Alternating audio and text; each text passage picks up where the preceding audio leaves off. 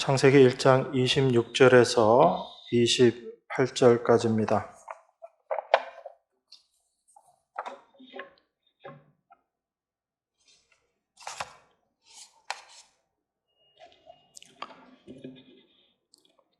길지 않으니까 우리 다 같이 한 목소리로 같이 봉독하겠습니다. 창세기 1장 26절에서 28절입니다. 하나님이 가라사대 우리의 형상을 따라 우리의 모양대로 우리가 사람을 만들고 그로 바다의 고기와 공중의 새와 육축과 온 땅과 땅에 기는 모든 것을 다스리게 하자 하시고 하나님이 자기 형상 곧 하나님의 형상대로 사람을 창조하시되 남자와 여자를 창조하시고 하나님이 그들에게 복을 주시며 그들에게 이르시되 생육하고 번성하여 땅에 충만하라 땅을 정복하라 바다의 고기와 공중의 새와 땅에 움직이는 모든 생물을 다스리라 하시니라.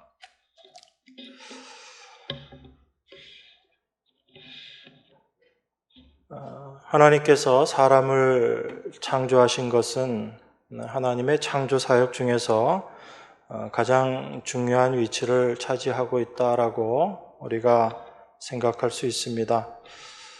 아마 하나님의 창조 사역에서 사람을 창조하는 것, 이것이 빠질 수도 없는 일이지만 만약에 사람의 창조가 없었다 이렇게 생각을 하면 하나님의 창조는 어찌 보면 좀 무의미하다라고도 할 수 있습니다. 왜 그러냐면 하나님께서 사람을 창조하심으로 말미암아 이 창조된 세계가 하나님과의 관계 안에서 생육하고 번성할 수 있기 때문에 그렇습니다. 이것이 하나님께서 이 세상을 창조하시면서 특별히 우리 사람을 창조하신 목적인 것입니다. 그런데 우리 사람을 창조하실 때 하나님께서 하나님의 형상대로 지으셨다라고 이야기합니다. 우리가 하나님의 형상에 대해서 많이 생각하고 많이 듣고 잘 알고 있습니다. 오늘은 좀 다른 각도에서 그 하나님의 형상에 대해서 우리가 좀 생각을 해 보려고 합니다. 하나님께서 사람을 남자와 여자로 창조하시고 그들에게 복을 주시면서 말씀하셨죠. 생육하고 번성하고 땅에 충만해라 라고 그렇게 말씀하셨습니다. 그리고 땅을 정복하라. 그리고 온 피조물들, 이 땅에 움직이는 모든 생물을 다스리라 라고 그렇게 이야기하셨습니다. 그렇기 때문에 하나님께서 우리 인간을, 이 세상을 다스리는 존재, 하나님께서 창조하신 이 세계를 하나님을 대신해서 이 창조 세계를 다스리는 존재로 하나님께서 인간을 창조하신 것입니다. 그렇기 때문에 그 하나님의 형상의 의미가 무엇인지를 우리가 분명히 알게 될 때 이 세상을 다스리고 정복하는 것이 어떤 것인가라는 것을 우리가 알게 되는 것입니다. 그 하나님의 형상의 내용을 우리가 올바로 이해하지 못하면 이 세상을 다스리고 정복하는 것이 어떠한 것인지에 대해서 우리가 오해를 할 수 있고 참된 하나님의 형상으로서의 삶을 살아가지 못하게 될 수 있다라는 것입니다. 그래서 우리는 우리가 나아가야지 될 방향성, 우리의 목표가 어디인지를 좀 분명하게 알아야 될 필요가 있습니다. 하나님께서 사람을 하나님의 형상대로 창조하셨다라는 그 자체, 그것만으로도, 다시 말씀드려서 사람에게 하나님의 형상이 있다라는 그것만으로도 사람은 존귀한 존재다라고 우리가 생각할 수 있습니다. 그만큼 하나님은 우리 사람을 특별한 존재로 창조하셨다는 것입니다. 그렇게 생각했을 때 하나님께서 이 사람을 창조하시고 하나님 보시기에 심히 좋았다라고 말씀하셨던 그 하나님의 마음에서 만약에 인간이 그 하나님의 형상을 잃어버린 모습이라면 또 그 모습 속에서는 과연 우리 인간은 어떻게 드러날 수밖에 없는가라는 것을 생각을 해야지 되는 것입니다.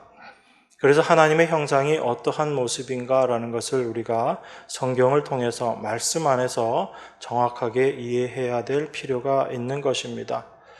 그래서 우리가 분명히 하나님으로 말미암아 예수 그리스도를 통해서 새로운 피조물로 다 새롭게 태어난 존재들인데 우리들 삶 속에서 하나님의 형상이 어떻게 드러나야지 되는가라는 것을 우리가 올바로 알고 있을 필요가 있는 것입니다. 그것을 알지 못하면 그저 새로운 피조물이다라고 생각을 하고 그렇게 살아가고 있지만 실제 하나님이 원하셨던 그 하나님의 형상으로서의 우리 인간의 모습으로는 참된 하나님의 형상으로서의 사람의 모습으로는 살아가지 못할 수 있다라는 것입니다. 하나님께서 인간을 창조하실 때 26절에 보면 이렇게 말씀하시죠. 하나님이 가라사대 우리의 형상을 따라 우리의 모양대로 우리가 사람을 만들고 이렇게 이야기합니다. 여기에서 하나님께서 우리의 형상을 따라 우리의 모양대로 사람을 만들고라고 하신 이 말씀 속에서 그 하나님의 형상이 어떠한 모습인가라는 것을 우리가 생각해 볼 수 있는 것입니다. 하나님의 형상과 하나님의 모양대로 인간을 창조하셨다, 사람을 창조하셨다라고 이야기하는데 그 앞에 어떤 단어가 붙어 있지요? 우리라는 단어가 붙어 있습니다. 여러분, 우리라는 이 단어를 가지고 신학적으로 여러 가지 말들이 많지만 일반적으로 삼위일체 하나님을 드러내고 있다라는 것이 이 우리라는 이 말씀의 의미거든요. 그러면 하나님께서 인간을 하나님의 형상대로 창조하셨는데 그 하나님의 형상이 갖고 있는 의미가 무엇인가 하면 바로 삼위일체 하나님으로서의 특성인 우리라는 것입니다. 그런데 이 우리라는 관계가 하나님의 형상을 통해서 올바로 드러나야지 되는데 그것이 인간의 범죄함으로 말미암아 깨어져 버린 것, 그것이 이 땅에 죄된 현실의 모습이다라는 것을 우리가 생각해 볼 수 있는 것입니다. 여러분, 하나님께서 하나님의 형상대로 사람을 창조하시되 남자와 여자를 창조하셨다 그렇게 말씀하십니다. 그 하나님의 형상대로 창조함을 받은 사람은 바로 우리의 형상대로 하나님의 그 우리라는 그 관계 속에서 인간이 피조된 것인지요. 그 우리라는 관계, 이것은 각각 자기 스스로가 따로 있고 분리된 관계가 아니라 하나된 관계, 이걸 우리라고 이야기하죠. 그러니까 여러분들이 타락한 세상 속에서 우리라는 관계를 바라보는 것과 참된 성경이 말씀하고 있는 우리라는 관계가 무엇인지를 여러분들이 구별하실 수 있어야지 되는 것입니다. 지금 이 세상은 죄로 말미암아 타락해버린 모습이기 때문에 참된 성경에서 말씀하고 있는 우리의 관계를 드러내지도 못하고 그것을 올바로 깨닫지도 못하는 것이 이 세상의 모습입니다. 그래서 하나님께서 하나님의 형상을 따라서 사람을 창조하시고 남자와 여자를 창조하셨다라고 말씀하시고 그리고 나중에 뒤에 보면 이 남자와 여자가 하나 되는 부부 관계를 이야기를 하죠. 그래서 둘이 한 몸이 된다라고 그렇게 이야기합니다. 이게 하나님의 형상을 갖고 있는 사람으로서 남자와 여자가 하나 되는 한 몸의 관계거든요. 그런데 타락해버린 인간으로 인간의 삶 속에서 드러나는 우리의 모습은 이미 부부관계부터가 깨어진 모습 속에서 나타나고 있는 거죠. 하나님께서 말씀하신 참된 우리의 관계라는 것은 자기 자신이 주장되어지지 않는 의미에서의 우리라는 것입니다. 일반적으로 우리가 생각하는 우리라는 관계는 어떤 거냐면 내가 있고 너가 있으면 그냥 우리다 이렇게 이해를 합니다. 그래서 우리라는 관계 속에서 여전히 나라는 존재는 존재 가치를 가지고 있어야지 되는 거예요. 무슨 말이냐면 가장 단순하게 우리가 부부관계를 생각하더라도 성경은 둘이 연합해서 한 몸을 이룰 것이다 라고 이야기하고 그 한 몸 된 관계는 자기를 주장하지 못하는 관계거든요.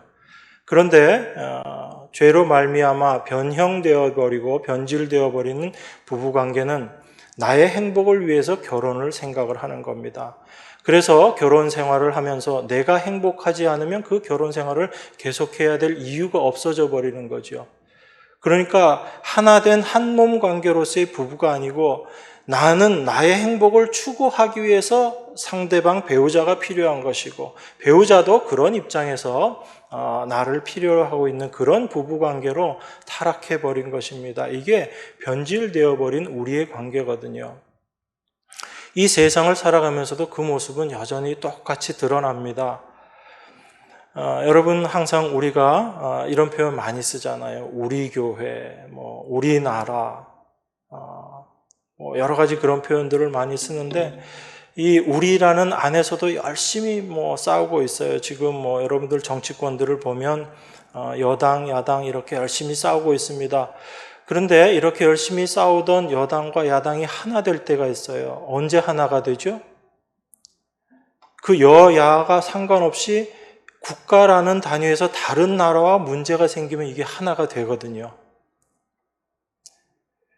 그래서 어떤 다른 나라와의 문제 속에서 하나가 되는 그 우리라는 그 관계는 결국은 지금 우리나라를 위협하고 있는 다른 그 힘이 없어져 버리면 다시 이 모습은 어떻게 바뀌어 버리냐면 이 안에서 나의 유익을 추구하고 나의 집단의 유익을 추구하는 그 모습으로 다시 되돌아가 버리는 거예요.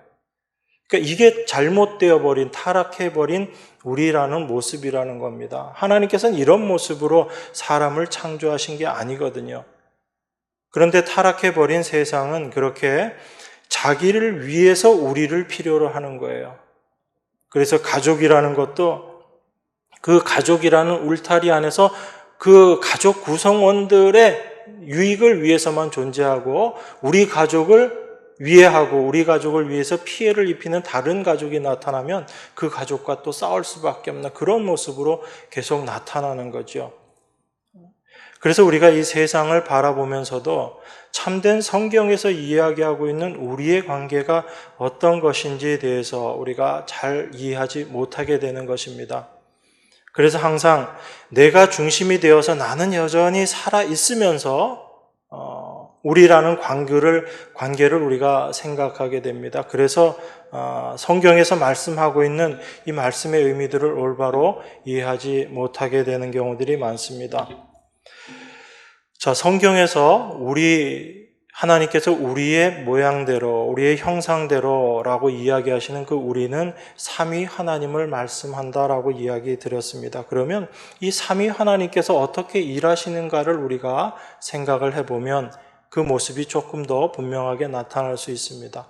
여러분, 삼위일체라는 것을 너무 어렵게 생각하지 마시고, 물론 우리가 그 내용을 아주 정확하게 이해할 수는 없습니다. 그런데 분명하게 우리가 성경을 통해서 확인되어지는 것은 세 분 하나님이 계시다라는 거지요. 성부 하나님이 계시고 성자 하나님이 계시고 성령 하나님이 계시다라는 겁니다. 그런데 이 세 분 하나님이 계시지만 이 세 분은 각자 따로 계시는 것이 아니고 한 분 하나님으로 존재하신다라는 것이 삼위일체의 이야기거든요. 성부가 계시고 성자가 계시고 성령이 계시지만 이분은 다 다른 분이 아니라 한 분 하나님을 우리에게 드러내고 나타낸다라는 것입니다. 이것이 삼위일체의 신비거든요. 그래서 그 어떤 분이 일하셔도 그 모든 일은 최종적으로 하나님이 하신 일이 되는 거예요. 예수님이 일하셨지만 그 예수님의 일하심은 하나님의 일하심이 되는 겁니다. 이게 하나님께서 우리의 형상으로라고 말씀하시는 그 우리의 의미가 우리에게 보여주고 있는 그 모습인 겁니다. 그러다 보니까 삼위 하나님께서 각각 일하시지만 그 하나님 한 분이 자기 스스로를 드러내고 자기 스스로를 주장하는 모습이 없는 거예요. 어떤 분이 일하시더라도 그 모든 일은 세 분 하나님의 일하심으로 우리에게 드러나게 되는 겁니다. 그런 의미에서 보면 이 세상에서 생각하고 있는 우리라는 개념과는 완전히 다른 거예요. 우리가 이 세상에서 생각하는 우리는 나는 나로 존재하고 너도 너로서 그대로 존재하는 그 모습 속에서 그냥 단순하게 합해져 있는 연합, 그걸 우리라고 생각하지만 참된 성경이 이야기하는 우리라는 관계는 여럿이 모여 있지만 그 각자는 자기 자신을 주장하지 않고 자기 자신을 드러내지 않고 자기의 이익을 이야기하지 않고 그 전체를 위해서 희생되어지는 모습 속에서의 우리, 그게 바로 성경이 이야기하고 있는 우리의 모습인 것입니다. 그래서 우리가 이 하나님께서 우리의 형상대로 사람을 창조하셨다라는 그 하나님의 형상의 모습 속에서 이제 이 타락한 모습 속에서 어떤 모습으로 하나님께서 우리를 만들어 가실 것인가에 대한 기대가 우리에게 생기는 것입니다. 그래서 하나님의 형상이 회복이 된다라는 것이 어떠한 모습인지를 우리가 이제 조금씩 생각할 수 있게 되는 거지요. 그걸 우리의 신앙생활을 통해서 하나님께서 알게 하십니다. 우리를 하나님께서 새로운 피조물로 부르셨다면 이제 하나님께서 우리를 그러한 존재로 이끌어 가시고 만들어 가실 것이다 라는 것입니다. 이게 하나님의 새로운 창조, 재창조의 모습인 거예요. 죄로 말미암아 타락해버린 우리 인간을 하나님의 형상이 있는 그 인간으로 새롭게 창조하시는 것, 이게 바로 하나님께서 우리 안에서 역사하시는 하나님의 일이시다라는 것을 우리가 확인할 수 있는 것입니다. 그래서 이 새로운 하나님의 형상이 있는 그 모습, 그것을 우리가 성경에서 확인할 수 있는데 그 분이 바로 예수 그리스도시죠. 그래서 그 예수님을 통해서 하나님의 형상이 어떻게 드러나고 어떻게 하나님께서 그 예수 그리스도 안에 있는 하나님의 형상을 우리들 안에서 이루어 가시고 드러내시고 만들어 가시는가라는 것을 말씀을 통해서 우리에게 보여주고 계시는 것입니다. 그래서 골로새서에서도 예수 그리스도를 말씀하시면서 그는 보이지 아니하시는 하나님의 형상이다라고 그렇게 말씀하시고, 고린도서에서도 예수 그리스도를 말씀하시면서 고린도후서 4장 4절에서 그 중에 이 세상 신이 믿지 아니하는 자들의 마음을 혼미케 하여 그리스도의 영광의 복음의 광채가 비치지 못하게 함이니 그리스도는 하나님의 형상이니라 라고 그렇게 이야기합니다. 이 세상신, 하나님을 믿지 않는 사탄의 세력들이 사람의 마음을 혼미케 해서 그리스도의 영광, 그 복음의 광채를 가리려고 애쓰는데 그 가리는 것이 무엇인가 하면 바로 하나님의 형상이다라는 것입니다. 그리스도로 말미암아 드러나게 되는 하나님의 형상을 가리게 하고 이 세상 사람들의 마음을 혼미케 한다라는 것이 사단이 이 세상에서 하는 일이다라는 것을 이야기하고 있는 거지요. 그렇기 때문에 우리가 예수 그리스도를 통해서 하나님의 형상이 어떤 것인지가 분명하게 보여지고 깨달아지게 되면 우리들의 날마다의 삶 가운데 이제 그것을 추구하는 모습들이 나타나게 될 것이다라는 것입니다. 그래서 하나님은 예수 그리스도를 통해서 하나님의 형상이 어떠한 것인지를 우리에게 보여주신 거예요. 그러니까 우리가 늘 입으로는 그렇게 이야기하고 이론적으로는 다 알고 있습니다. 예수 그리스도가 하나님의 형상이지요. 우린 다 알고 있어요. 그런데 그 예수 그리스도를 통해서 하나님께서 어떤 하나님의 형상을 우리에게 지금 드러내고 계시는가라는 것을 우리가 보아야지 되는 것입니다. 그게 참된 하나님의 형상을 올바로 알아가고 하나님의 형상대로 지어짐을 받는 우리의 모습이 될 것이다 라고 우리가 생각하는 것입니다. 그럼 우리가 예수님의 일하심 속에서 드러나는 하나님의 형상을 우리가 어떻게 확인하는가? 요한복음 8장 28절에 보면 이렇게 이야기합니다.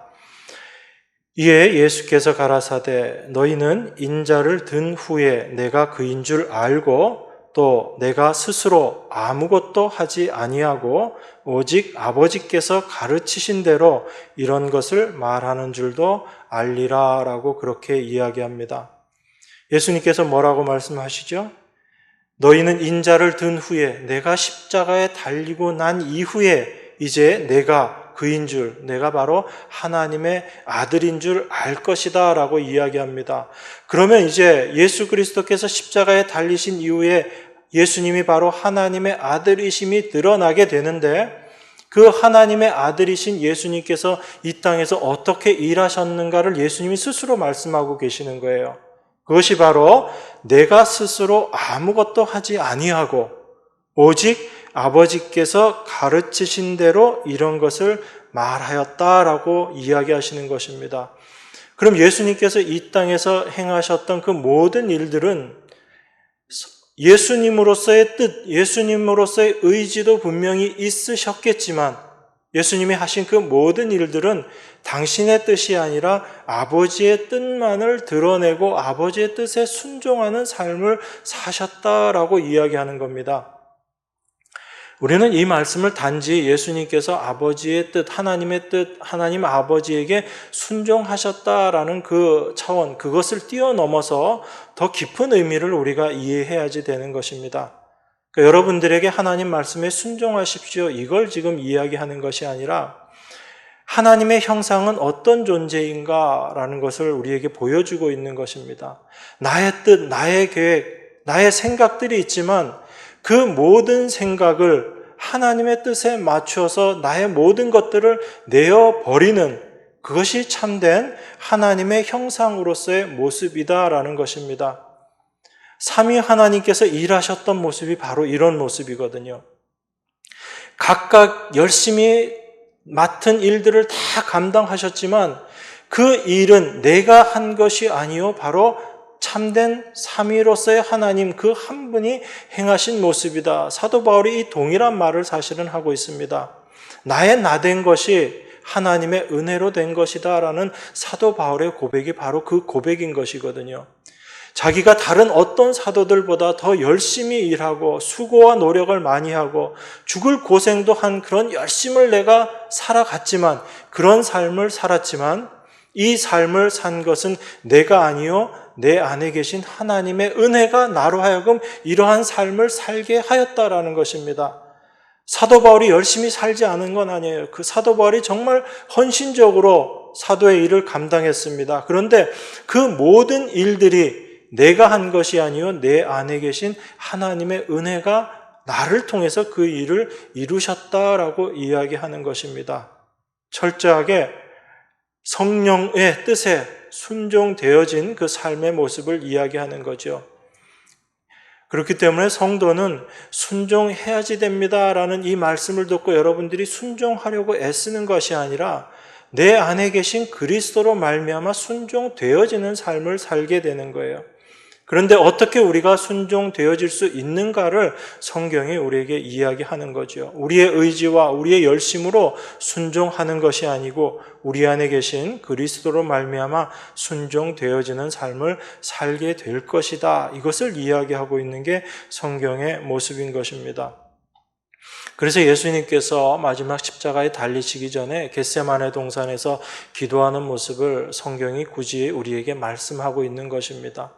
여러분, 그 말씀을 보시면 왜 예수님이 자연스럽게 순종하지 못하시고 당신의 뜻을 여전히 말씀하시면서 그렇게 하나님 앞에 그 모습을 보였는가? 어찌 보면 인간적으로 보면 참 연약한 모습인 것 같은 그 모습을 예수님께서 겟세마네에서 보여주셨잖아요. 예수님께서 말씀하시죠. 땅에 엎드려 얼굴 대고 기도하시면서 내 뜻대로 마시고 아버지 원대로 하옵소서 이렇게 말씀하시지만 그 앞절에서 뭐라고 말씀하시냐면 내 아버지여 만일 할만하시거든 이 잔을 내게서 지나가게 하옵소서 이렇게 말씀합니다. 물론 예수님의 이 말씀 속에는 굉장한 의미가 담겨져 있는 겁니다. 단지 예수님께서 그 고난을 받기 싫어하신다라는 그 차원이 아니에요. 예수님께서 십자가에 달리신다는 얘기는 예수님이 완전히 죄가 없으신 분이 온전한 죄의 모습으로 십자가에 달리는 것을 이야기하는 것이거든요. 그 십자가의 달리심은 어떤 모습이냐면 하나님, 아버지 하나님과의 단절을 이야기하는 겁니다. 영원 전부터 삼위 하나님은 함께 계셨어요. 한 번도 그 삼위 하나님이 서로 분리되어 계셨던 적이 한 번도 없었거든요. 그런데 예수님께서 이제 십자가에 달리시는 그 순간은 어떤 순간이냐면 영원히 분리되지 않고 지금까지 함께 계셨던 그 삼위 하나님의 그 삼위가 이제 십자가에서 분리되는 과정이거든요. 하나님은 죄와 함께 하실 수 없으시기 때문에 온전한 죄인의 모습으로 십자가에 달리신 예수님과 분리가 되어지는 거예요. 그것이 어둠의 모습이고 그게 흑암의 모습이거든요. 그러니까 예수님은 단지 십자가에 달리시는 것이 고통스럽고 힘들기 때문에 이 잔을 내게서 지나가게 하옵소서 이런 기도를 하신 건 아니에요. 늘 하나님과 함께 계셨고 그 삶 속에 그 영원한 삶을 이어오시던 그분께서 이제 십자가에서 죄로 말미암아 하나님과 단절되는 것이 얼마나 큰 고통인지를 우리에게 말씀하고 계시고 하나님이신 예수님조차도 그것이 큰 고통이심을 우리에게 말씀하고 계시는 겁니다. 그렇지만 그 고통을 예수님께서 아시지만 우리의 죄를 위해서 당신이 십자가에 달리실 수밖에 없는 것이 하나님의 뜻이고 바로 이것이 창세전에 하나님의 삼위 하나님께서 예정하시고 계획하셨던 일이기 때문에 예수님께서 그 잔을 받으시겠다라는 것이거든요. 그래서 예수님이 만일 할만하시거든 이 잔을 내게서 지나가게 하옵소서라고 그렇게 기도하시면서 하나님과의 분리가 얼마나 인간에게 또한 하나님이신 당신에게도 큰 고통이고 심각한 상황인 것인지를 우리에게 말씀하시고 그렇지만 나의 원대로 마옵시고 아버지의 원대로 하옵소서라고 이렇게 기도하시는 것입니다. 이 기도의 모습 속에서 어떠한 고난과 어려운 가운데 처하게 될지라도 내 뜻이 아닌 온전히 하나님의 뜻만을 이루어내시기를 원하시는 그 예수님의 모습을 우리가 확인할 수 있는 거죠. 이게 예수님을 통해서 보여주신 하나님의 형상의 모습인 거예요. 나의 뜻, 나의 계획, 나의 유익이라는 것이 있지만 참된 하나님의 뜻 안에 나의 모든 것들이 내려놓아지고 포기되어지고 그래서 나를 통해서 오직 하나님의 뜻만이 하나님의 영광만이 나타나게 되는 것 이게 바로 하나님의 형상으로서의 삶의 모습인 것입니다. 이게 하나님께서 우리를 하나님의 형상으로 창조하셨다라고 이야기하실 때 그 하나님의 형상이 담고 있는 모습인 거예요.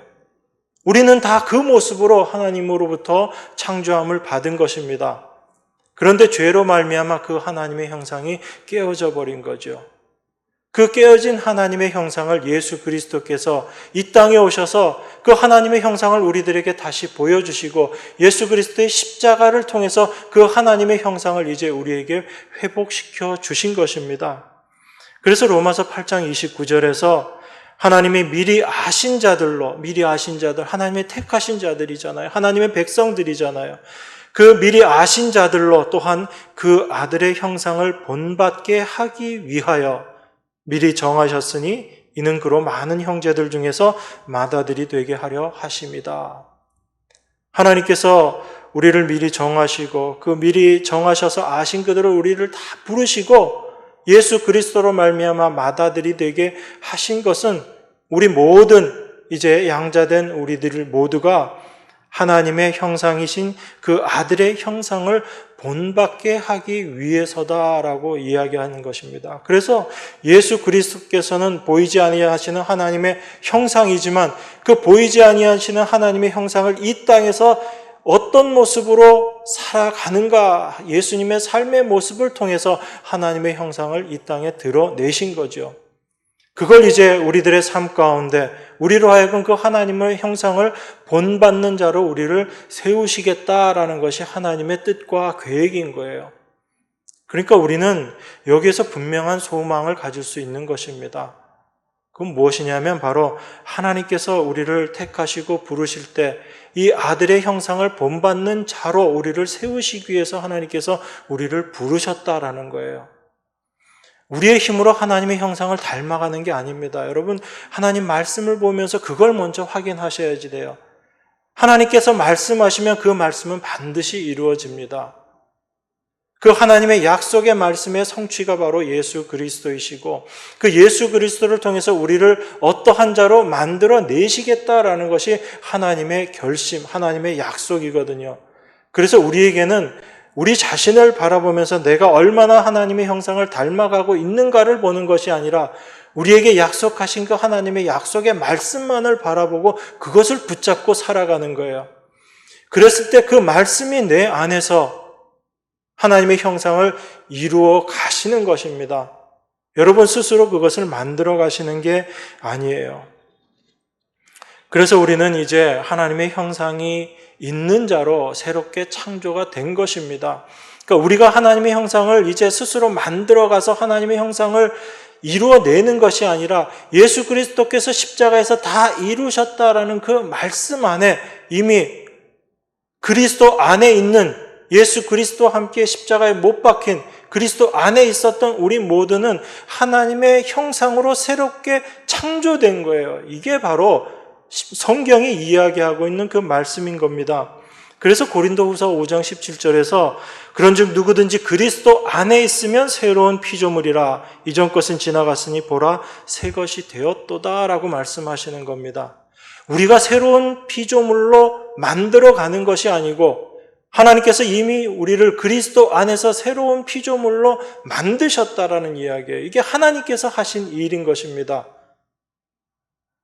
하나님께서 이미 이 일을 다 이루시고 완성하셨기 때문에 우리는 그 하나님의 일하심을 우리가 바라보고 그것을 믿고 참된 소망으로 가지고 있을 때 여러분 안에 그것을 확인할 수 있게 되는 거예요. 그래서 하나님께서 당신의 새로운 피조물, 하나님께서 새롭게 창조하신 새로운 피조물을 어떤 모습으로 이 땅에 남겨놓으셨냐 하면 그게 바로 교회라는 겁니다. 그러니까 여러분, 하나님께서 하나님의 형상으로 인간을 창조하시고 그 형상의 모습이 바로 예수 그리스도를 통해서 우리에게 보여주시는데 그 예수 그리스도의 형상을 본받는 자로서 이 땅에 살아가고 있는 우리들의 모습이 어떤 모습으로 존재하게 되는가 하면 그게 바로 교회라는 모습으로 존재한다라는 거예요. 그러니까 이게 서로 다른 걸 이야기하고 있는 것이 아닙니다. 삼위일체 하나님께서 우리라고 말씀하신 그 하나님의 형상의 모습이 예수 그리스도를 통해서 나타났는데 그 예수 그리스도를 통해 나타난 그 하나님의 형상의 모습이 이제 이 땅을 살아가는 성도들은 어떤 모습 속에서 그걸 보게 되고 발견하게 되냐면 교회라는 모습 속에서 발견하게 되는 겁니다. 그래서 사도 바울이 이 땅에 있는 몸된 이 교회를 어떻게 이야기하냐면 그리스도의 몸이다라고 이야기하는 거예요. 그러니까 여러분들이 내가 그리스도의 몸으로서 교회에 존재하고 있다라는 것을 여러분들이 올바로 인식할 필요가 있는 겁니다. 사도가 그냥 이 땅의 성도들을 그리스도의 몸이다라고 표현한 것이 아니라 그 몸이 갖고 있는 그 몸에 속해 있는 그 각각의 우리들의 모습이 어떻게 존재하고 있는가를 사도가 이야기하고 있는 거예요. 그래서 고린도전서에서 너희는 그리스도의 몸이요 지체의 각 부분이다라고 그렇게 이야기하고 로마서에서도 사도가 어떻게 이야기하냐면 우리 많은 사람이 그리스도 안에서 한 몸이 되어 서로 지체가 되었다라고 그렇게 이야기합니다. 그러니까 사도가 하나님의 백성, 이 땅의 교회로 존재하는 하나님의 백성들은 그리스도의 몸의 지체로서 존재한다라고 이야기함으로 말미암아 지금까지 제가 말씀드렸던 그 하나님의 형상으로서 성도가 어떻게 이 땅을 살아가게 되는가를 지금 같이 이야기하고 있는 거예요. 사도는 그걸 분명하게 알았기 때문에 이 땅의 교회는 그리스도의 몸으로 존재하고 우리들 각자는 그 그리스도 몸의 지체로 존재하고 있다라는 것입니다. 여러분, 몸의 지체라는 게 어떤 거죠? 지체가 분명히 있긴 있지만 손이 있고 발이 있고 눈이 있고 귀가 있고 코가 있고 다 있지만 이 각각이 따로따로 존재하게 되나요? 아니면 이 각각이 모여서 하나로서 올바른 모습으로 존재하게 되나요? 이게 따로 있으면 아무 의미가 없는 거죠. 여러분, 손이 아무리 귀하지만, 여러분 정말 제 손은 별로 이쁘게 생긴 손이 아니지만 정말 아름다운 손이 있습니다. 그죠? 우리 몸에 붙어 있을 때 이 손은 참 아름다워요. 그런데 우리 몸에서 이 손이 떨어져 나가면 아름다워요, 안 아름다워요? 아무리 이걸 손톱을 이쁘게 하고 손에 뭘 바르고 해서 아무리 아름답게 만들어 놓더라도 이 몸에서 떨어져 나가 있는 손은 도저히 우리가 볼 수 없는 그런 손이거든요. 그게 자기 자신만을 주장하면서 여전히 나는 독립된 존재야 라고 생각하면서 살아가고 있는 지체의 모습이 그런 모습인 거예요. 아무리 아름다운 존재, 이 몸에 붙어 있을 때는 사실 제가 봐도 별로 이쁜 손은 아니지만 그래도 내 몸에 이 손이 있을 땐 이 손은 너무나 귀하고 참 할 일이 많아요. 얼마나 좋은지 몰라요. 그런데 아무리 아름답게 보인다 할지라도 내 몸에서 떨어져 나갔을 때는 이건 우리가 보기에도 도저히 그것을 쳐다보지도 않게 되잖아요. 그것만큼 지체라는 것이 몸에서 어떻게 위치하고 있고 어떻게 그 지체로서의 역할을 감당하고 있고 그 지체가 과연 몸에서 무엇인가를 우리에게 말씀하고 있는 거죠. 이게 바로 예수님께서 보여주셨던 그 모습과 동일한 모습으로 우리가 교회, 몸의 지체로서 이 땅을 살아감으로 말미암아 그 지체의 모습이 하나님의 형상을 드러내고 있는 모습이다라는 것을 우리에게 말씀하고 있는 거예요. 여러분, 몸의 한 지체가 아무리 자기가 수고하고 애써도 그 자기의 수고와 애씀을 자랑하고 자기 스스로를 드러내고 나타내려고 하지 않죠. 그 지체가 어떤 수고를 하더라도 그 수고는 몸의 유익을 위해서 되어지는 것으로 다 돌아가는 겁니다. 그런데 만약에 눈이 자기 자신의 잘난만을 이야기하고 내가 보지 못하면 어떻게 너가 살아갈 수 있겠니라고 이야기하고 손발이 너가 아무리 본다라고 할지라도 우리가 움직여주지 않으면 어떻게 일을 이루겠니라고 이야기하고 서로 불화한다면 이건 몸이 아닌 거죠. 그래서 사도가 고린도서에서 지체들을 이야기하고 그 모든 은사들을 이야기하면서 참된 교회는 어떤 곳인가에 대해서 이야기하고 있는 것입니다. 그래서 우리가 날마다 신앙생활을 하고 살아가면서 우리 안에 깨달아지고 배워지는 것이 무엇인가 하면 바로 내가 몸된 그리스도의 지체구나라는 것을, 교회의 지체구나라는 것을 우리가 알아가게 되는 것입니다. 내가 어떤 수고와 애씀을 하더라도 그것으로 말미암아 나의 유익을 드러내고 나를 위해서 살아가는 것이 아니라 그리스도를 위해서 살아가는 존재이구나라는 것을 조금씩 알아가게 되는 거죠. 그게 바로 하나님의 형상으로서 이 세상을 살아가고 있는 참된 하나님의 백성의 모습인 거예요.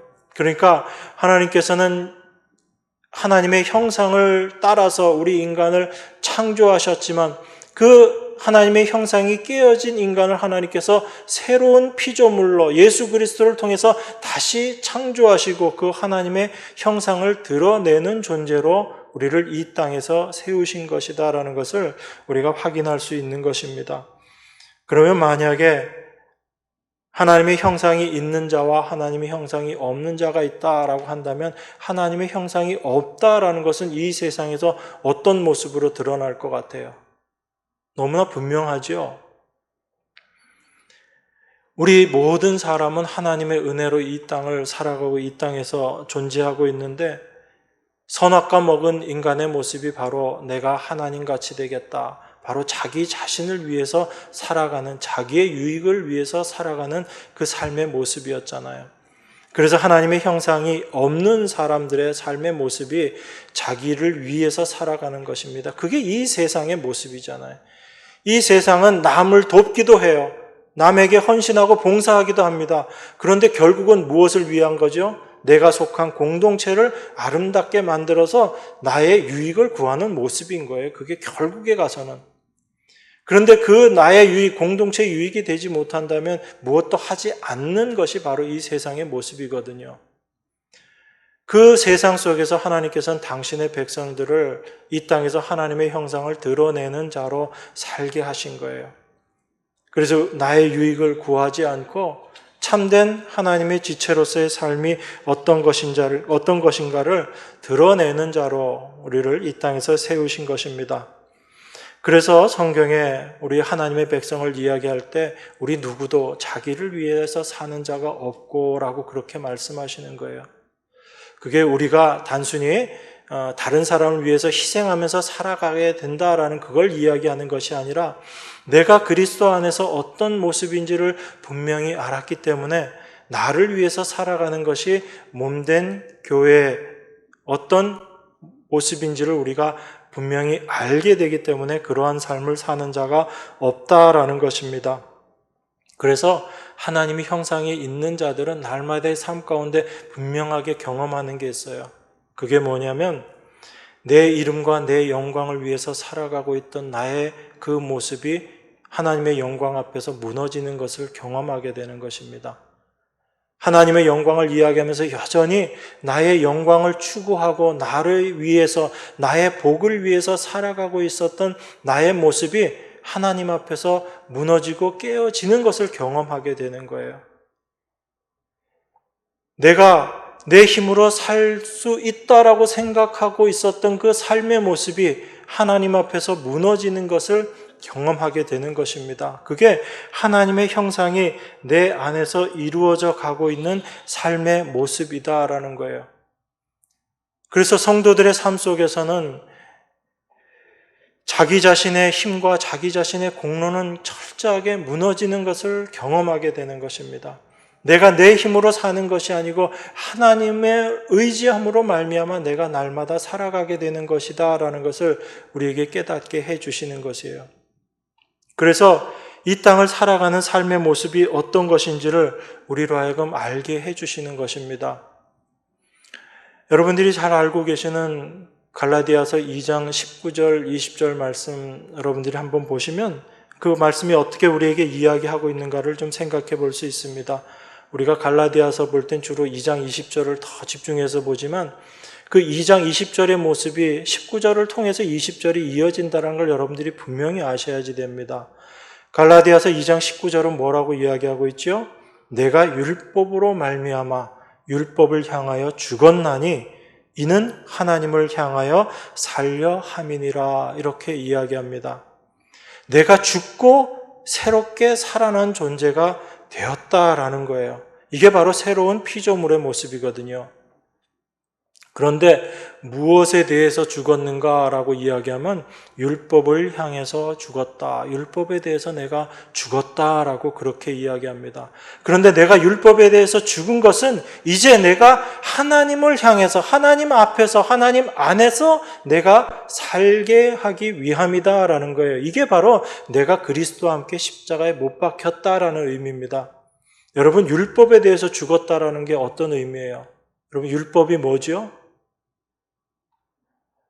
율법이 바로 내가 할 수 있다라는 거예요. 율법을 지킴으로 말미암아 내가 하나님의 뜻을 이루어낼 수 있고 그 율법을 지킴으로 말미암아 내가 하나님 백성이 될 수 있다라는 생각, 그게 바로 율법의 사고거든요.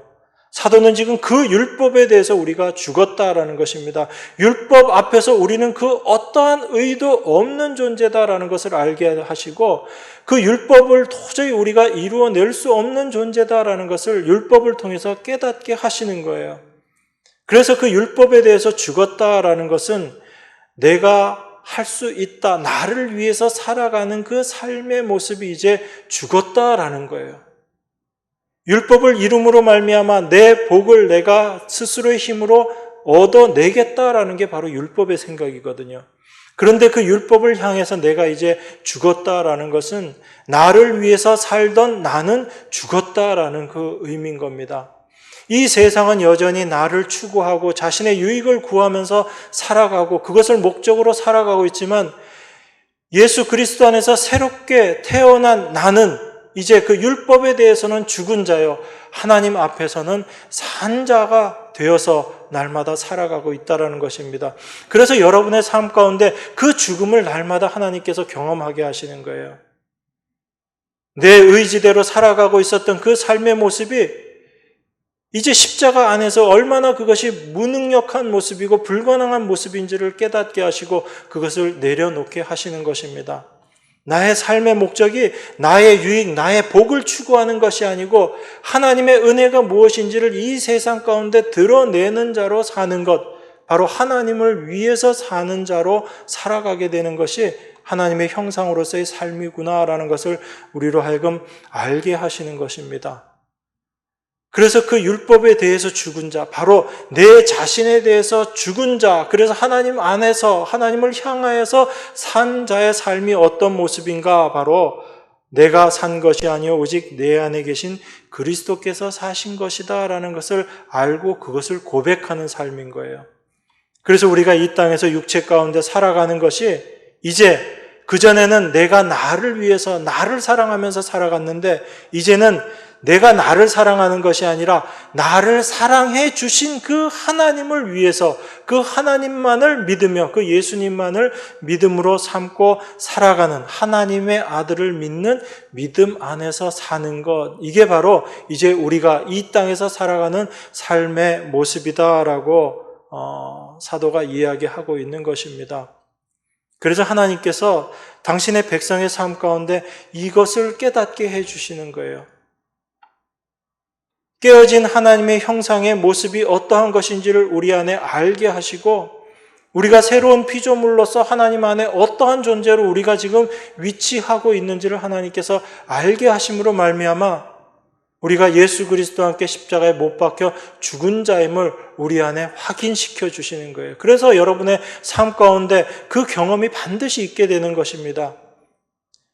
예수님의 십자가가 그저 나의 죄를 구속하여 준 십자가가 아니라 그 십자가가 바로 예수님의 그 죽으심을 바라보면서 그 십자가에 예수님이 아닌 바로 내가 달려야지 되는 그 십자가였구나라는 것을 알게 하시고 예수님께서 십자가에 달리실 때 나도 예수님과 함께 십자가에 달린 존재이구나라는 것을 알게 될 때 참된 하나님의 형상으로서 사는 삶이 무엇인지를 깨닫게 해 주시는 거예요. 그래서 날마다 나를 위해서 살던 그 삶의 모습들을 하나씩 버리게 하시고 그건 내가 버리는 것도 아니에요. 사실은 하나님이 내 안에서 역사하셔서 버리게 하시는 거예요. 그 내가 붙잡고 있던 세상의 것들을 손을 펴서 그냥 놓게 하시는 거예요. 그게 그 모든 것들이 하나님의 일하심이라는 겁니다. 그래서 사도가 서신서의 내용들을 많이 보면 어떻게 이야기하고 있냐면 우리에게 주신 하나님의 은혜가 얼마나 크고 놀라운 것인가를 늘 감사하는 기도로 모든 것들을 다 이야기해요. 하나님께서 우리에게 모든 충만을 다 주셨다라고 이야기합니다. 그래서 우리는 하나님이 하신 그 일로 말미암아 하나님 앞에 감사할 수밖에 없는 존재다라는 것을 우리에게 이야기해요. 그래서 우리들의 삶은 여러분 하나님의 형상으로서의 삶은 어떤 거냐면요. 우리가 날마다 살아가면서 지금 매 순간의 삶이 하나님의 은혜이구나라는 것을 깨닫고 그것을 고백하는 삶이에요. 하나님께서 아담과 하와를 창조하시고 그들의 삶의 모습을 통해서 그들이 어떻게 살아가는지를 깨닫게 해주셨잖아요. 그들이 한 것 아무것도 없이 하나님의 은혜로 살아가던 것이 바로 하나님의 창조 아래 있었던 인간의 삶의 모습이거든요. 내가 한 것이 아무것도 없이 하나님께서 이루어 놓으신 것을 누리며 그것을 감사하는, 그래서 하나님의 은혜만을 드러내면서 사는 삶, 그게 하나님의 형상으로서의 삶의 모습인 겁니다. 그런데 그것이 깨어져 버리고 하나님의 은혜가 아니고 자기의 영광을 드러내려는 삶으로 깨어져 버리고 타락해 버린 것이 바로 죄악된 인간의 모습인데 하나님께서 그 인간을 예수 그리스도를 통해서 새롭게 회복하신 거예요. 새롭게 창조하신 것입니다. 그래서 우리들의 날마다의 삶은 그 하나님의 은혜를 증거하는 삶을 살아가게 되는 거예요. 그런데 그 하나님의 은혜를 드러내기 위해서 우리가 하나님 앞에서 어떤 존재인지를 철저하게 깨닫게 하시는 것이죠. 하나님의 은혜가 아니면 나는 한순간도 존재할 수 없는 그런 존재임을 깨닫게 하시고 나의 어떤 수고와 어떤 노력도 내가 아닌 하나님의 은혜로 말미암아 되어진 것임을 우리에게 고백하게 하셔서 그 하나님의 영광을 우리의 삶을 통해서 드러내고 나타내시는 것입니다. 여러분, 이게 하나님의 형상으로 새롭게 창조된 우리들의 삶의 모습인 거예요. 여러분들이 날마다 그 삶을 경험하면서 그 삶을 여러분들이 이 세상 가운데 드러내는 그 하나님의 형상으로서의 삶을 여러분들이 살아가고 계시는 것입니다. 이것이 하나님께서 여러분들에게 향하신 하나님의 뜻이에요. 그래서 예수님께서 요한복음 17장에서 우리들을 위해서 기도하실 때 이런 기도를 하신 겁니다. 나는 세상에 더 있지 아니하오나 저희는 세상에 있사옵고 나는 아버지께로 가옵나니 거룩하신 아버지여 내게 주신 아버지의 이름으로 저희를 보전하사 우리와 같이 저희도 하나가 되게 하옵소서. 바로 우리의 형상대로 그것을 알고 계셨던 예수님께서 이 땅에서 하나님의 형상을 드러내시고 이제 예수 그리스도 당신을 통해서 새롭게 피조되어지는 하나님의 백성들도 우리와 같이 저희도 하나가 되게 하옵소서. 이 하나됨은 단지 우리의 유익을 위한 하나됨이 아니라 몸된 그리스도의 지체로서 하나됨을 이야기하는 것입니다. 그래서 철저하게 나는 죽어지고 오직 하나님의 영광과 은혜만을 드러내는 존재로서 하나 되어지는 몸된 교회, 이것이 바로 하나님의 형상을 올바로 드러내는 참된 이 땅의 성도들의 모습인 줄 믿습니다. 하나님께서 이것을 우리에게 감당케 하신 것이 아니라 하나님께서 이 일을 다 이루셨어요. 이제 하나님이 여러분 안에서 그 일들을 드러내실 것입니다. 여러분 그 하나님을 기대하고 그 하나님을 소망하면서 살아가시면 그 소망 가운데 하나님께서 그 일들을 이루어내실 줄 믿습니다. 이 은혜가 여러분들의 날마다의 삶 가운데 있기를 하나님의 이름으로 간절히 소원합니다. 기도하겠습니다. 하나님 아버지 감사합니다. 하나님께서 우리를 이 땅에 하나님의 백성으로 부르신 목적이 무엇인지, 우리를 또한 참된 하나님의 형상으로 새롭게 창조하신 그 목적이 무엇인지를 잠시 묵상했습니다. 참으로 그 깨어져 버린 하나님의 형상이 예수 그리스도가 우리 안에 임함으로 말미암아 온전히 회복됨을 말씀을 통해서 확인했습니다. 오직 그 주님만 바라보며 그 주님만 의지하며 살아가는 저희들 될 수 있도록 하나님 은혜로 함께하여 주시옵소서. 그래서 이 땅에서 하나님의 형상을 온전히 드러내는 성도로서의 삶을 참된 하나님의 은혜 가운데 살아가는 저희들 다 될 수 있도록 하나님 인도하시고 축복하여 주시옵소서. 우리에게 이 모든 일들을 온전히 이루시고 또한 지금도 하나님 보좌 우편에서 우리를 위해 간구하고 계시는 예수 그리스도 이름으로 기도드리옵나이다. 아멘.